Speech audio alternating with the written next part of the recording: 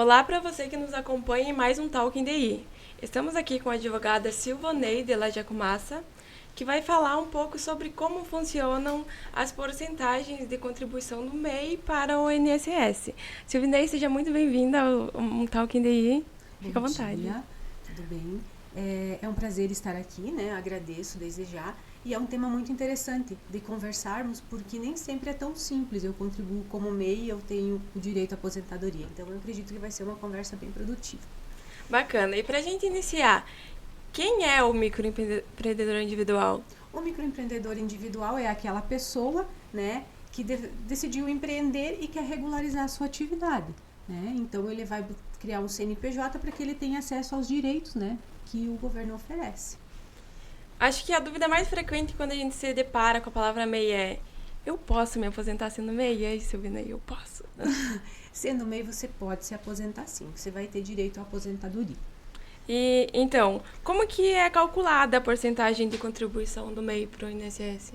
A porcentagem da contribuição do MEI, de regra, ela é 5% sobre o salário mínimo. Então, hoje o salário mínimo é 1.412, né?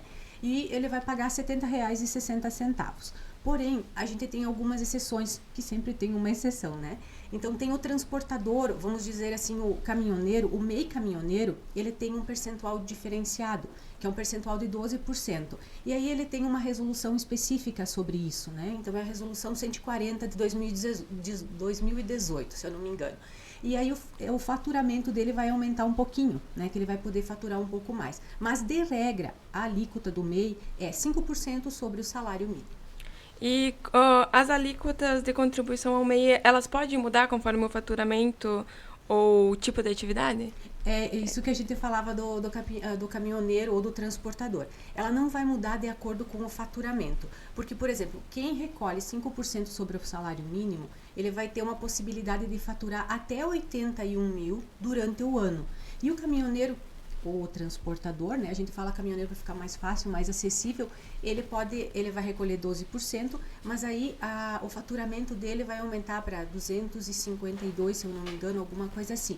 Mas sempre a alíquota do MEI, ela vai ser baseada no salário mínimo. E as contribuições para o INSS do MEI, elas dão direito a quais benefícios? Então, as contribuições do MEI, ela vai dar direito à aposentadoria por idade, né? A gente chamava, antes da reforma da Previdência, lá em 2019, alguns termos eles foram alterados. Então, eu vou utilizar os dois para que fique mais fácil o entendimento. Então, ela vai dar direito à antiga aposentadoria por invalidez, que agora o benefício de aposentadoria por incapacidade permanente. Ela vai dar direito ao auxílio-doença, né? Que é a aposentadoria por incapacidade temporária, né?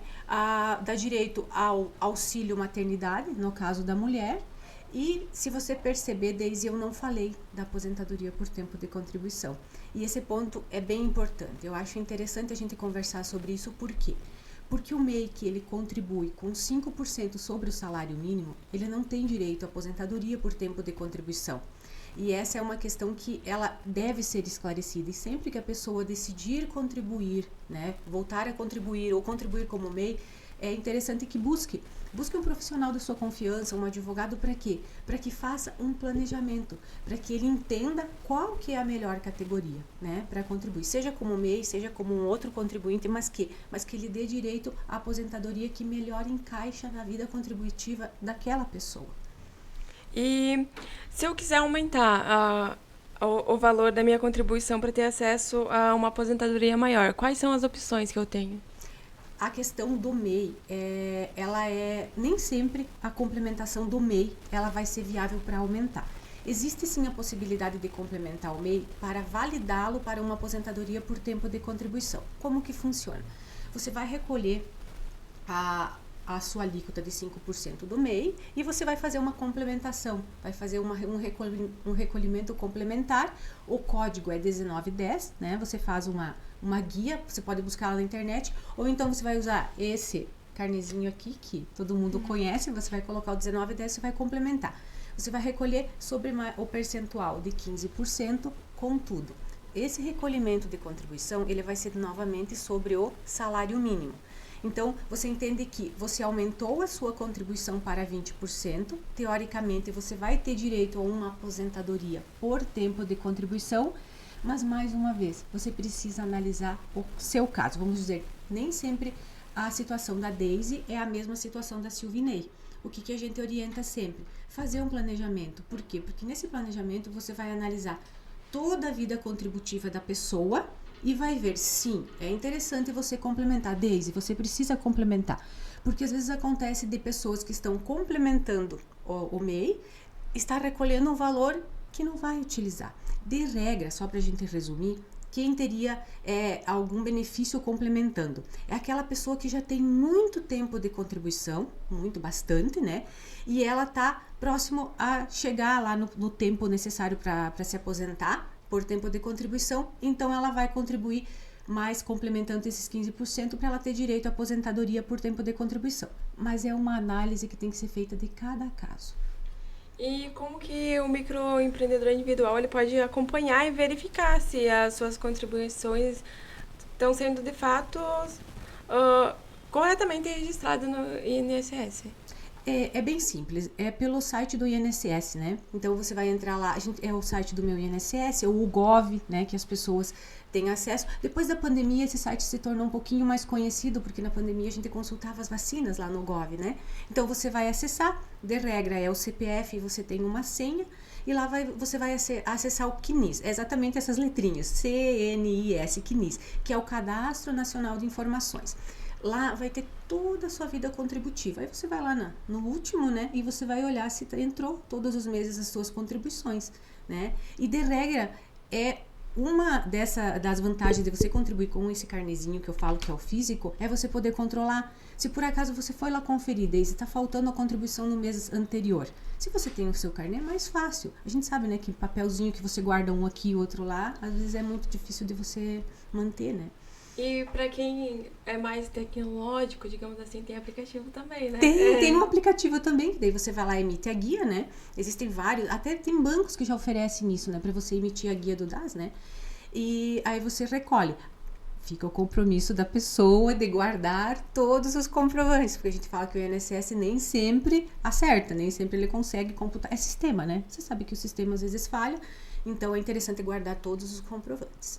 E o que acontece se o microempreendedor individual ele deixar de pagar uma contribuição mensal? Quais são as implicações na situação previdenciária? Vamos ter problemas, né? Então vamos lá. O microempreendedor, a partir das contribuições que ele deixar de recolher por 12 meses de regra, depois a gente fala também das exceções. Depois de 12 meses ele vai perder, a gente fala que é a qualidade de segurado. Então, como que ele vai fazer para recuperar essa qualidade de segurado? Ele vai ter que voltar a contribuir, daí no mínimo mais 6 meses. Ele pode manter essa qualidade de segurado além desses 12 meses, se ele comprovar mais 12 meses de desemprego, né? Então aí estende isso para 24 meses e ainda, se porventura essa pessoa tiver mais que 10 anos de contribuição, então estende mais 12. Então pode ser que a pessoa perca a qualidade de segurada com 1 ano, deixando de contribuir, com 24 meses ou com 36 meses. Aí mais uma vez, a gente entra na particularidade de cada pessoa. O interessante é manter em dia. Por quê? Porque senão vai perder o direito ao benefício, vai perder direito à aposentadoria, vai perder direito a um auxílio-doença, e acredito que seja uma situação bem desconfortável, né, para aquele empresário que porventura sofreu um acidente e estava atrasado, agora ele vai buscar o auxílio-doença e ele não tem mais o direito porque deixou de contribuir. A gente agradece muito a sua participação, Silvia. Acho que a MEI é uma coisa que sempre gera dúvida nas pessoas, né?